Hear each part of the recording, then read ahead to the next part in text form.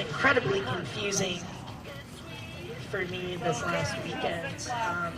Having to hold your position and not jockey when you're going around that first initial lap with the motor pace,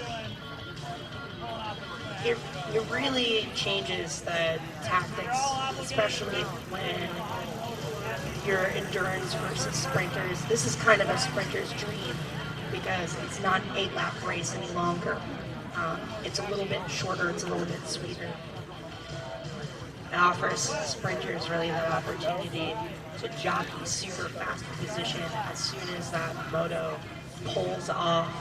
I think really changes a lot of the etiquette too. When the motorcycle pulls off, where you're supposed to stay and where you want to go are two different things. All right, so we're going to go to the action down on the track. And it's Vanderfield required to take that first position. Then lucky number 13, Charlie Anderson, drops into his second position. Krachik in third, Olenicek fourth, Heller fifth, Keogh sixth, and last but not least is Derek Verda. So these riders required to slot themselves into that string in exactly the order that they drew from our random drawing before the race. Now as they roll into the home straight, they will be allowed to maneuver within that string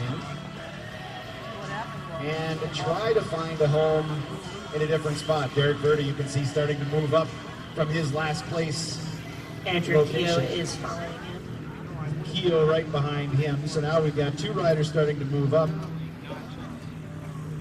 Those riders putting themselves out into the wind in an effort to get their optimal sprint position. 1 kilometer left is all we have in this race.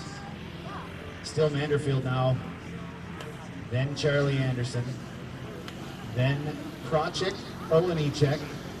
Verda looks like he might have just eased Chris Heller off the pace and drops into 5th position now. And Heller and Keogh neck and neck there. Looks like Keogh's going to start to slide up alongside Heller. This makes a big difference too. If you get boxed in and don't have any room to maneuver as this motorcycle leaves here with 2.5 laps to go, things change pretty dramatically. So now it's Vanderfield, Anderson, Keogh on the front.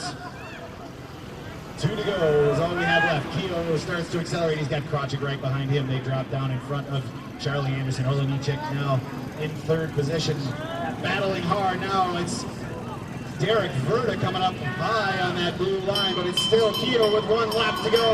Now Krachik takes over command of this king of the sprint final here in the Keirin. Krachik drops the hammer, and he's got 10 meters over Verda, continuing to open up his gap as he rolls through. Ladies and gentlemen, it's a parade lap for Brandon Krachik. So a long, long run for Brandon Krachik out of turn number 2.